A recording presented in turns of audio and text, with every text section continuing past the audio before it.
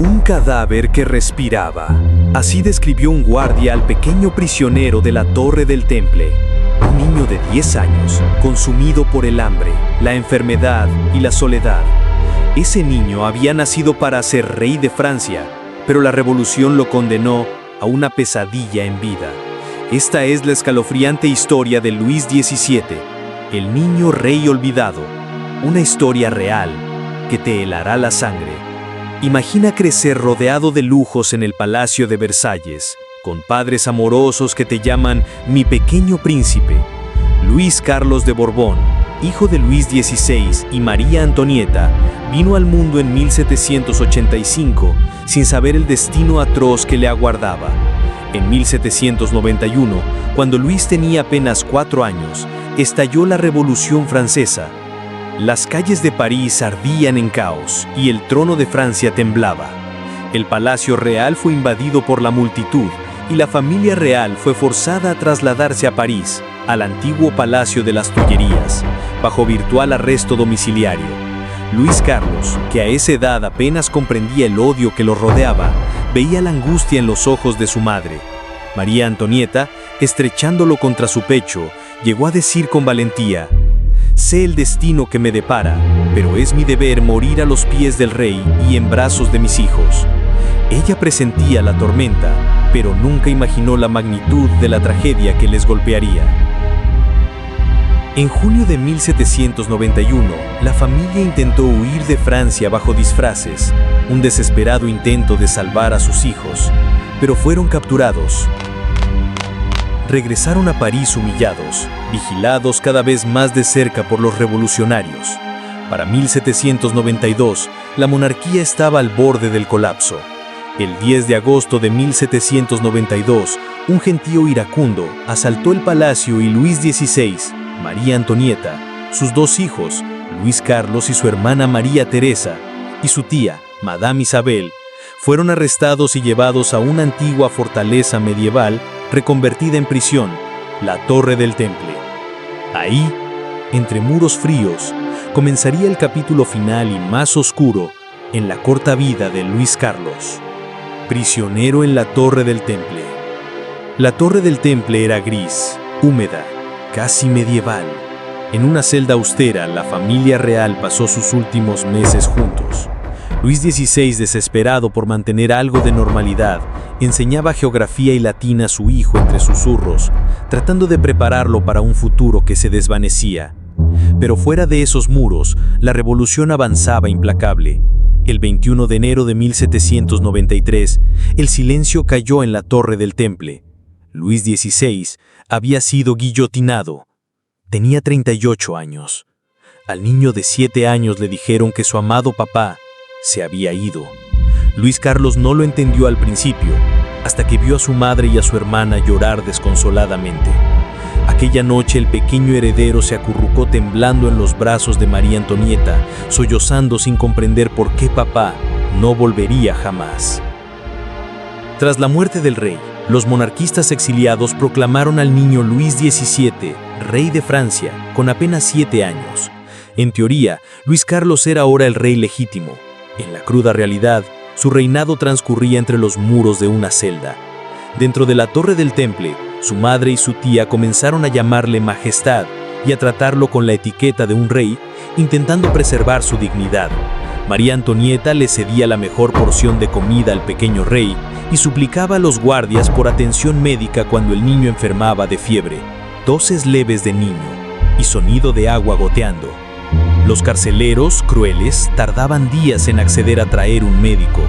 Para los revolucionarios, ese niño era una amenaza, un símbolo viviente de la monarquía que querían borrar, y pronto decidirían que debían separarlo de todo lo que le daba fortaleza. Separación cruel. Una noche de julio de 1793, pasos firmes resonaron escalera arriba en la torre. La celda se abrió de golpe. Un oficial anunció con frialdad que el niño sería separado de su madre. María Antonieta se aferró a su hijo con todas sus fuerzas. Luis Carlos, de 8 años, presa del pánico, se arrojó en los brazos de su madre gritando y sollozando: «¡No, mamá, por favor!». La reina no lo soltaba, desesperada. Los guardias impacientes dieron un paso amenazante. «Entregue al niño ahora». Ante la resistencia de la madre, uno de los soldados vociferó: «Si no lo sueltas, lo mataremos aquí mismo». La madre se quedó helada. Sus ojos, llenos de lágrimas de impotencia, se encontraron con los de su hijito. No tenía opción. Temblando, la reina besó a Luis Carlos en la frente por última vez y aflojó sus brazos. En ese instante, las manos toscas de los guardias arrancaron al niño de los brazos de su madre. Los alaridos de Luis resonaron por los pasillos de piedra mientras se lo llevaban a rastros. Aquella fue la última vez que Luis Carlos vería a su madre. María Antonieta quedó derrumbada en el suelo de la celda, sollozando, con los brazos vacíos aún extendidos hacia una puerta ya cerrada. Detrás de esa puerta se había desvanecido su hijo, y con él la última luz de esperanza en la torre del temple. El tormento del pequeño rey.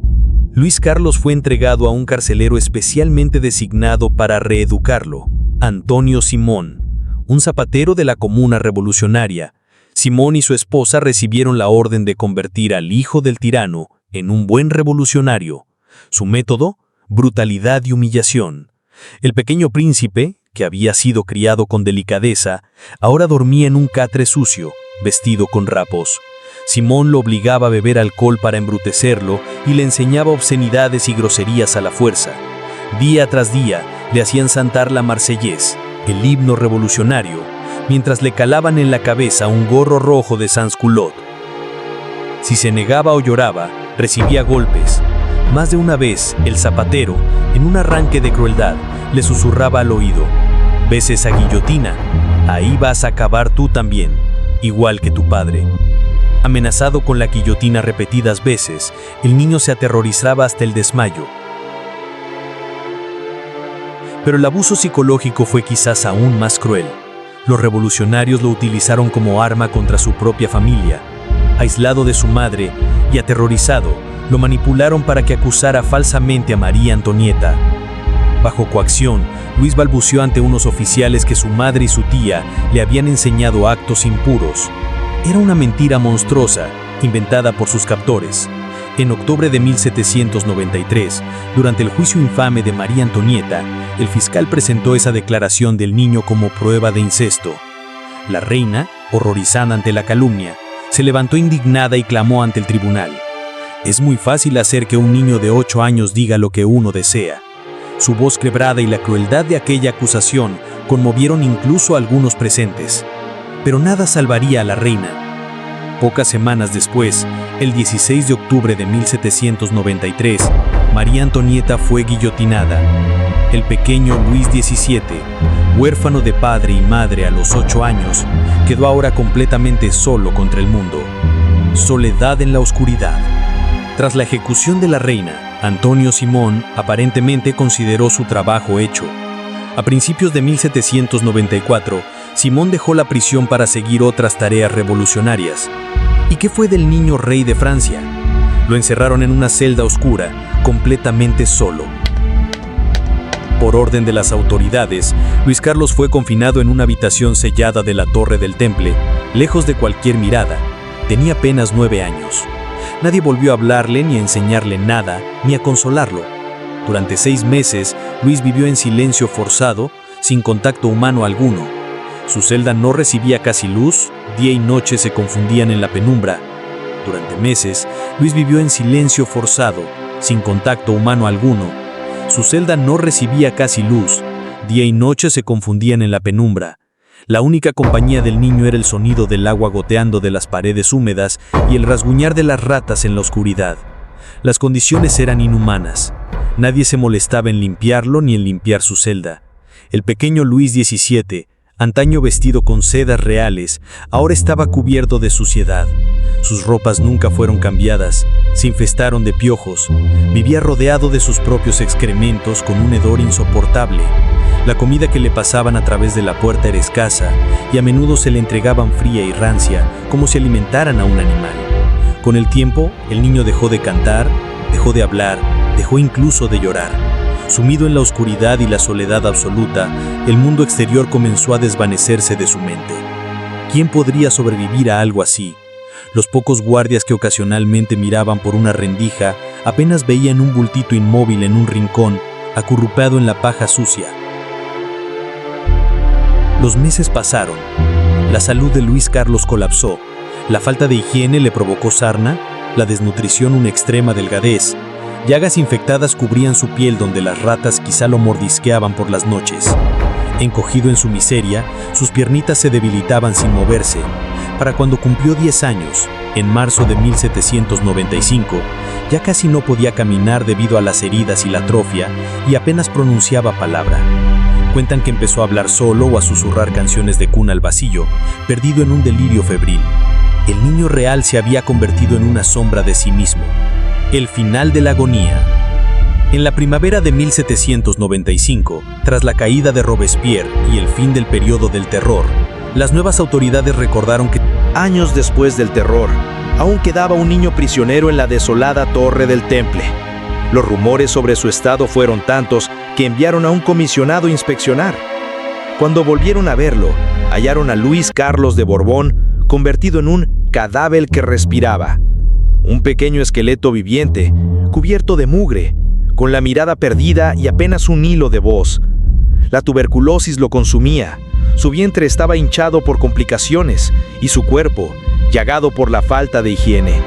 Tenía fiebre y delirios, y ni siquiera las súplicas de un médico pudieron revertir el daño. En sus últimos días trataron sus llagas y le cortaron el pelo enmarañado, donde habitaban piojos y costras antiguas. Pero el infierno ya estaba hecho. El niño rey agonizaba sin fuerzas.